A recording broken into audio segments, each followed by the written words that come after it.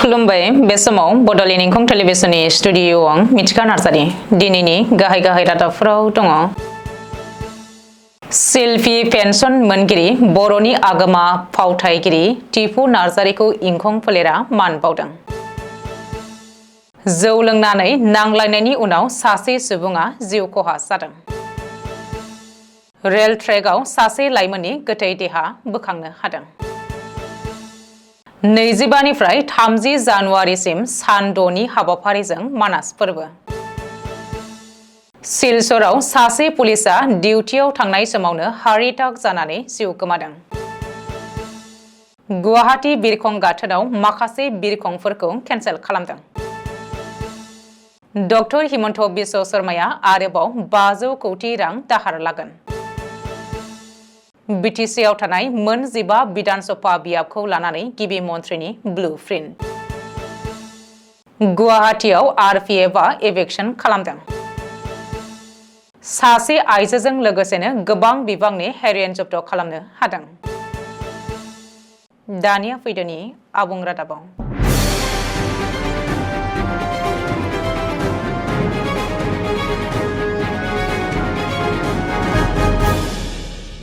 बर'नि हारिमु थिलियाव फेस्ला आरो गोबां रोखोमनि फाव दिन्थिनायनि गेजेरजों गावनि सिनायथिखौ होनो हानाय मुंदांखा एक्टर मुस्रि टिपु नार्जारिया देग्लाय आसाम सोरखारनिफ्राय शिल्पी पेन्सन एबा रिंगु दामसा पेन्सन मोननो हानायाव जोबोद गोजोननानै बड'लेण्ड इंखं फोलेर आरो बड'लेण्ड टेलिभिजनआ दिनै मान बावदों। इंखं स्टुडिअ'नि हलाव बिथां गेदेमानि जाफुंसारनाय आरो शिल्पी पेन्सन मोननायनि थाखाय इंखं फोलेरा बिथांनो हामलायनाय बावहैनो थाखाय जगाजग खालामनाय जादोंमोन। दिनै गावनो इंखंनि मावख'आव बेलासे 1 रिंगायाव बड'लेण्ड इंखं टेलिभिजननि खौरां जथाइ खथायाव गेदेमा रिंगु दामसा टिपु नार्जारिनो मान बावनाय जायो। बे हाबाफारियाव बड'लेण्ड इंखं फोलेरनि मासिगिरि राजेन बसुमतारी, लेंथुमगिरि कमलाकान्त बसुमतारी, सजानन्द दैमारी, अनजिमा बर', गलाब बसुमतारी, फोजोंसार बसुमतारी, भास्कर ब्रह्म, प्रणय दैमारी आरो जौ सिरियालनि एक्टर नार्जि गोरान ब्रह्म गयारिमोनहा नुजाथिदोंमोन। लोगोसेनो इंखंनि गासै मावफारियामोना बे हाबाफारियाव बाहागो लादोंमोन। गुवाहाटीनि नुनमाटी ओनसोलाव हिंसायारि नांलायनायनि उनाव सासे सुबुङा दुखुनांथावै जिउ खोमानो गोनां जायो। थैनाय सुबुंनि सिनायथिखौ 45 बोसोर बैसोनि उदय राय चौधुरी होननानै मिथिनाय जादों। सुलुंनिफ्राय मिथिनो मोननाय बायदिब्ला मद्रियानि गंसे न'आव चौधुरी आरो राजा बसुमतारीजों फेग्रा मुवा जौ लोंदोंमोन आरो नांज्लायनाया जादोंमोन। गिबियाव सरासनस्रा नांलायनाय जादोंमोन आरो बे नांलायनाय जाथाया गोख्रैयैनो मोनसे दुंहाव थासारि जायो आरो हिंसायाव महर लायो। मख'नो गोनांदि रागा जोंनानै राजा बसुमतारीया गले गले चौधुरीखौ दंफांनि लावथिजों बुदोंमोन, जायनि जाहोनाव थैजों लुथुर पुथुर जादोंमोन। मख'नो गोनांदि जिउ गोमानाय चौधुरीया दायनिगिरि राजा बसुमतारीनि बिमायमोन। बे जाथायनि उनाव गाज्रि जोखोम जानाय चौधुरीखौ नखरनि सोद्रोमाफ्रा थाबैनो देहा फाहामसालियाव लांदोंमोनब्लाबो नाथाय देहा फाहामगिरिया थैबाय होननानै फोसावो। बे समाव जायगानि पुलिसा जाथाय जानाय जायगायाव सौफैनानै दायनिगिरि राजा बसुमतारीखौ खायो आरो बिनि बेरेखायै आयेननि राहा लानो जागायो। रेल ट्रेकआव सासे लाइमोननि गोथै देहा बोखांनो हादों। मिथिनो हानाय बायदिब्ला थैनाय सुबुंनि सिनायथिखौ बाक्सा जिल्ला गरेस्वरनि 22 बोसोर बैसोनि गिरि एबा गिरेन राजबंशी होननानै सिनायथिनो हादों। मिथिनो हानाय बायदिब्ला गरेस्वर पुलिस थानानि सिङाव थानाय काटेनि गामिनि अजित राजबंशी आरो पुवाली राजबंशीनि फिसाज्ला गिरेना बावैसो खामानि नागिरनानै एखे गामिनिनो सानै लोगोफोरजों गवायाव थांदोंमोन। बबेखानि बै थावनियाव सौहैनायनि सिगांनो पुलिसा रेलवे ट्रेकनिफ्राय बिनि जनाय गोथै सहखौ बोखांनो हादोंमोन। बे जाथायखौ थैनाय नखरा बुथारदों होननानै अजद होदों। बिनि अबथिरायै रुंसारि जानाया नखरजों लोगोसेनो जायगानि सुबुंखौ गोथौयै दुखु मोनहोदों। बबेखानि पुलिसा बे जाथायनि सायाव नायबिजिरनायखौ जागायबाय।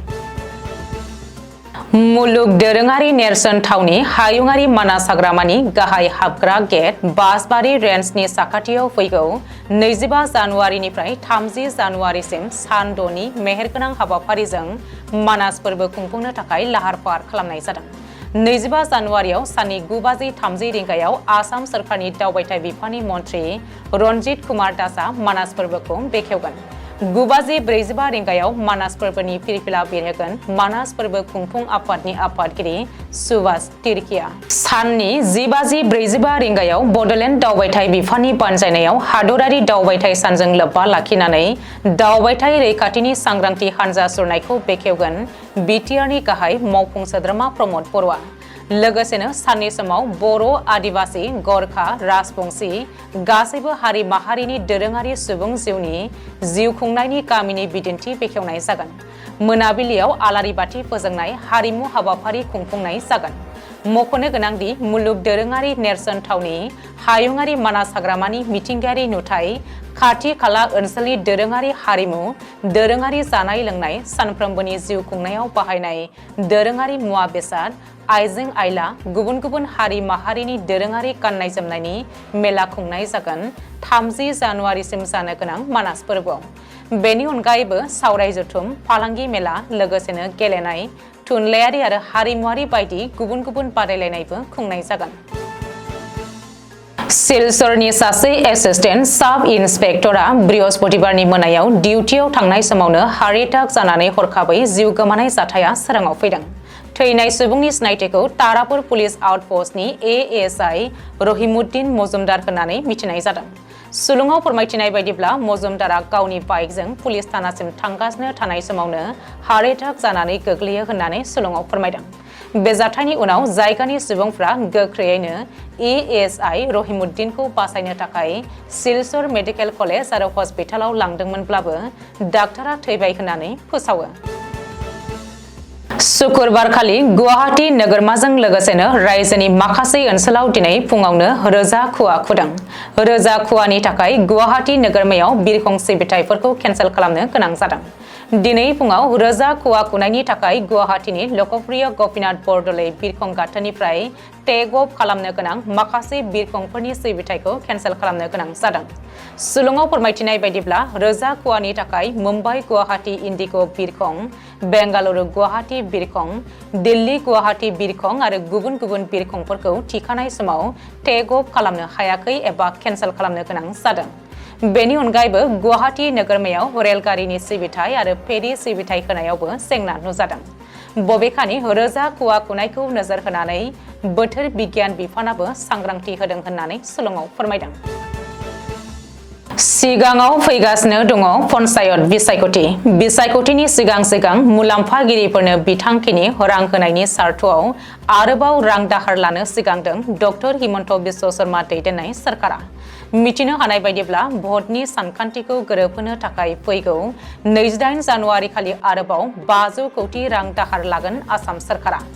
गोदान बोसोरनि गिबि सप्तायावसो 500 कौटि रां दाहार लानाय आसाम सरकारा फैबाय थानाय 20 बोसोरनि थाखाय आरोबाव 500 कौटि रां दाहार लानो आसाम सरकारा भारतीय रिजार्भ बेंकनो प्रस्ताब हरदों। मिथिनो हानाय बायदिब्ला 2024-2025 रांखान्थि बोसोरा जोबनो दाननैल' सम दंसै। बेनि गेजेरावनो रायजो सरकारा गोदानै 3000 कौटि रां दाहार लानो थांखि लादों। रायजो सरकारा 2024-2025 रांखान्थि बोसोराव खमैबो 15,000 कौटि रां दाहार लाबाय। मख'नो गोनांदि भारतीय रिजार्भ बेंकनि रिपर्ट बायदियै 2023-2024 मायथाइयाव आसाम सरकारनि रां दाहार लानायनि बिबाङा 1,50,900 कौटि रांसिम बांबाय। बिटिसिनि बिसायख'थियाव थानाय मोन 15 बिधान सभा बियाबनि गासैखौबो गावनि दखलाव लाखिनो थाखाय गिबि मन्थ्रि डक्टर हिमन्त बिश्व शर्माया जर'खा ब्लु प्रिन्ट थियारि खालामदों। बेनि थाखाय बिजेपिआ इउपिपिएल आरो बिपिएफ मोन्नैबो दोलोखौ लोगोआव लानानै बिधान सभा बिसायख'थियाव बाहागो लागोन। नाथाय सोलिफु बोसोरावनो जानो गोनां बिटिसि बिसायख'थिनि सायाव बिजेपि आरो गिबि मन्थ्रि डक्टर हिमन्त बिश्व शर्माया गोदानै जेबो बिथांखि लायाखै। बेखौ नोजोर होयोब्ला गिबि मन्थ्रिया बिटिसि बिसायख'थि आरो 2026 बिधान सभा बिसायख'थिनि सिगां सिगां मोननै फर्मुला बाहायनो हागौनि इसारा मोनो। दिसपुरनि मोनसे सुलुङाव फोरमायथिनाय बायदिब्ला गिबि मन्थ्रिया 2026 मायथाइनि बिधान सभा बिसायख'थियाव नैथि फर्मुलाखौ बाहायगोन आरो बिसायख'थियाव मोनथामबो दोलोआ जयै बाहागो लागोन। बिजेपि, बिपिएफ आरो इउपिपिएलआ बिटिसिनि सिङाव थानाय मोन 15 बिधान सभा बियाबनि गेजेराव मोनबायै मासि रानलायनानै बिसायख'थियाव बादायगोन। बे हिसाबै बीजेपीआ मोनबा बीपीएफआ मोनबा आरो यूपीपीएलआ मोनबा बियाबाव बादायोब्ला बीटीसीनि गासैबो बियाबखौनो बीजेपीआ गावनि आवथायाव लानो हागोन। मानोना गिबि मन्थ्रिनि सार्भे आरो राजखान्थि सावरायगिरिफोरनि बायदिब्ला बीटीसीआव कांग्रेस आरो एआईयूडीएफनि गोख्रों गोहोम गैया। बेबायदियै बीजेपी, बीपीएफ आरो यूपीपीएलआ जयै बिसायख'थियाव बादायोब्ला बीटीसीनि गासैबो बियाबावनो देरहानायाव जेंना नुजानाय नङा। बबेखानि बेनि थाखाय गिबि मन्थ्रिया बीपीएफनि गाहाय हाग्रामा महिलारी आरो यूपीपीएलनि गाहाय प्रमोद बर'नो गावनि प्रस्ताब हरबाय होननानैबो सुलुङाव फोरमायदों। गुवाहाटी नोगोरमानि कामाख्या रेलवे स्टेशन आरो गुवाहाटी रेलवे स्टेशननि साखाथि फाखाथियाव आरपीएफआ एभेक्शन खालामदों। 26 जानुवारि सुबुंखान्थि सानखौ लोब्बा लानानै आरपीएफआ दिनै फुंनिफ्रायनो जागायदों बे एभेक्शन ड्राइभखौ। मिथिनो हानाय बायदिब्ला आरपीएफ आरो जीआरपीएफ बिफाना कामाख्या रेलवे स्टेशन आरो गुवाहाटी रेलवे स्टेशननि गेजेराव रेल लाइननि साखाथियाव आयेन बेरेखायै दखल खालामनानै थानायफोरखौ दिनै एभेक्शन खालामदों। बे एभेक्शन ड्राइभआव आरपीएफ आरो जीआरपीएफ बिफाना अरायथा नङि गं 26 न'फोरखौ सिफायनानै थेर बेथेर खालामनानै होख्रांहरो। बबेखानि सुबुंखान्थि सान फालिनायखौ नोजोर होनानै बे एभेक्शन ड्राइभखौ बानजायदों, जाहाथे रेलजों ड्राग्स आरो निसा गोनां मुवा बेसाद स्मागलिं खालामनायफोरखौ होबथानो हायो होननानै आरपीएफनि सुलुङाव फोरमायदों। गुवाहाटी रेलवे स्टेशनाव बृहस्पतिबारखालि मोनानि समाव गोबां बिबांनि हेर'इन लानाय सासे आइजोखौ खानो हादों। मख'नो गोनांदि रेलवे प्रोटेक्शन फोर्स आरो नारकोटिक कंट्रोल ब्यूरोआ जथायै गोख्रों अपारेशन खालामनायनि गेजेरजों बे जाफुंसारनाया फैदों। खाजानाय दायनिगिरिखौ त्रिपुरा रायजोनि आगरतलानि दिलीप पाठकनि बिसि रुद्रानि भट्टाचार्यजी 36 बोसोर होनानै सिनायथिनो हादों। रिपर्ट बायदिब्ला हमजानाय आइजोनिफ्राय गासै 360 ग्रामनि हेर'इन जब्द खालामनो हायो, जायखौ हाथाइनि बेसेनाव खमैबो 72 लाख रांसो जागोन होननानै मिथिनो मोन्दों। दासान्दि दायनिगिरिखौ आयेननि गेजेरजों नायबिजिरनो एनसीबीआ कास्टडियाव लानानै थाङो। दिनैनि रादाबा एसेनोसै, गोजोन्थों।